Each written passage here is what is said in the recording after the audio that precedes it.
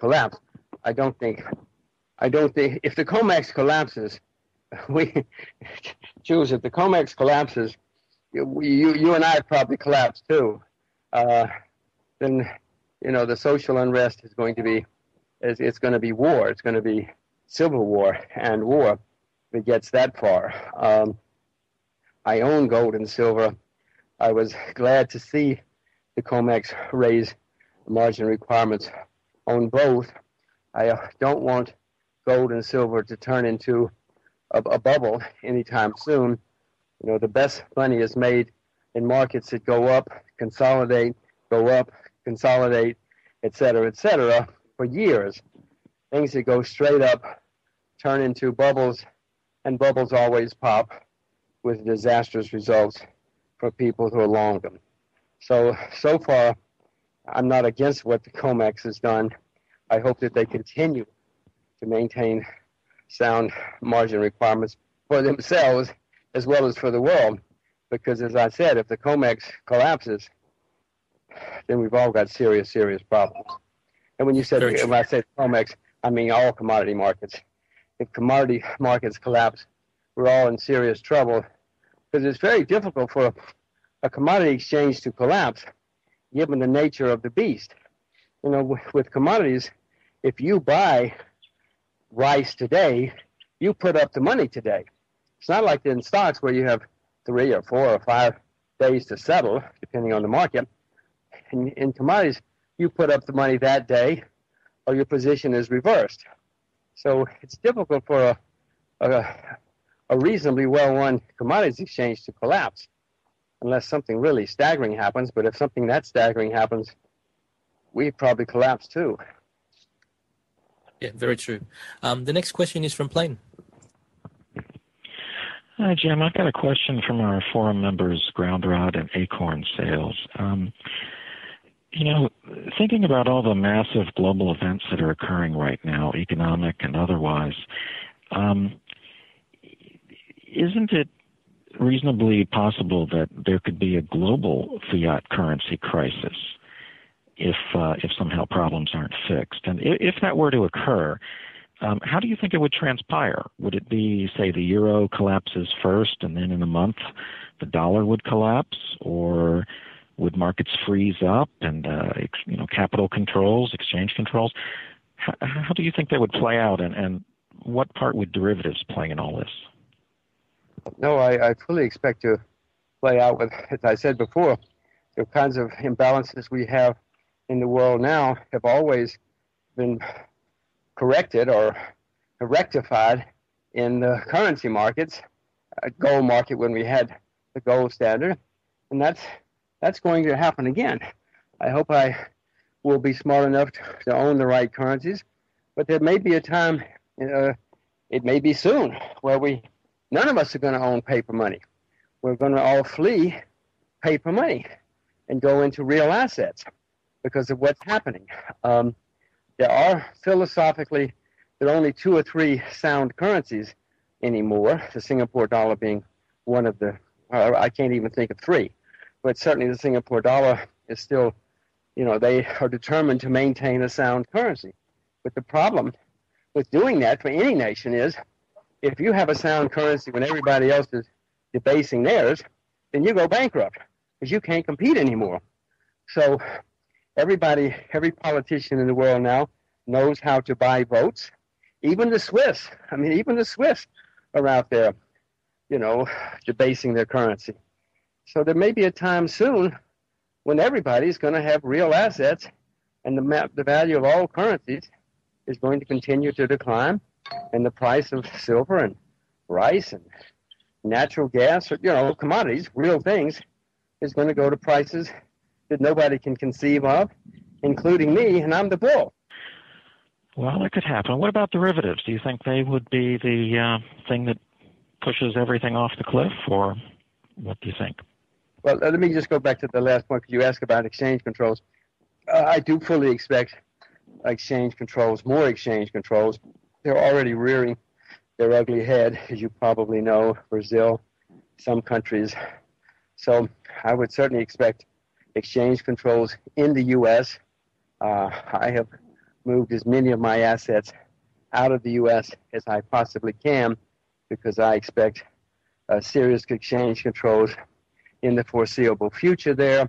It will only make the situation worse, but that's what politicians always, throughout history, throughout the world, have resorted to. So yes, we're going to see more exchange controls. And again, I just hope I don't have my money trapped in any countries that have them. Derivatives, well, if by derivatives you mean futures, as I said before, are going to have a major place, because commodities and currencies are going to have a lot of turmoil and a lot of activity. So anybody in the futures market who knows what he's doing is going to make a lot of money. If by derivatives you mean things like subprime mortgages and some of the paper that people have come up with, no, you're probably going to see plenty of bankruptcies in that area. I mean, the amount of off-balance sheet items at places like J.P. Morgan, well, you name them, all the banks have staggering amounts of off-balance sheet derivatives. Even they don't know what they've got. So you're going to see plenty of bankruptcies. That's going to be a source of many bankruptcies going forward. You know, as far as exchange controls go, everyone talks about the U.S., but couldn't they be imposed in countless countries? No, they will be, especially when the U.S. sets the example. You know, it's already happening. Whenever the U.S.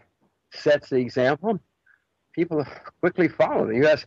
recently in this decade has refused to let foreigners buy some U.S. assets. Next thing you know, the French are saying, well, you can't buy our companies. The U.S. is doing it, so we're not doing anything wrong. There are lots of people copy the U.S. So no, yeah, you're going to see exchange controls in a lot of places. This is not necessarily a great world we're looking forward to. I said before, we've got these great imbalances with assets in the East, in Asia, huge debts in the West, debts which can never be paid. Social unrest is going to get worse. As inflation gets worse, you're going to see more countries collapse. No, when those kind of things happen, one of the things that people always do, politicians always do, they always blame three groups of people. They blame foreigners, because foreigners don't vote or don't have a say. You know, it's easy to blame foreigners. They blame financiers, bankers, people with money, because everybody knows that bankers are evil and selfish and greedy. So it's easy to blame them, especially if they're foreign bankers. And then they always blame the press, because if the press didn't write about these problems, we wouldn't have these problems. So if you're a foreign banker journalist, you better move, because those people are going to get serious attacks in the future, and there will be exchange controls in many parts of the world, especially if war breaks out, because during wartime, most places impose strict exchange controls. Do you think Hong Kong is safe in all this? Well, depends on where the war is, if the war comes. Yes. Well, first there's exchange controls. That's one question. And then there's just more broadly, I mean, I guess I have a vested interest. I like Hong Kong and tend to spend some time there. Well, I'm keen on Hong Kong, too. Hong Kong was on our short list of countries in which to live.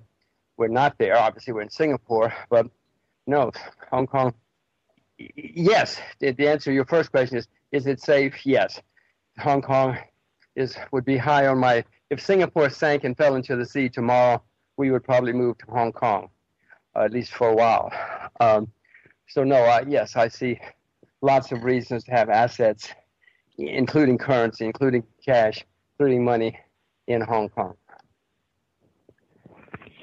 Okay, thanks. One last question, and that is a little philosophical and speculative, but what do you think the ultimate goal was of those who created the euro, and do you think they've succeeded in what they were trying to do, or are they now on the verge of failure? How do you think the euro is playing out?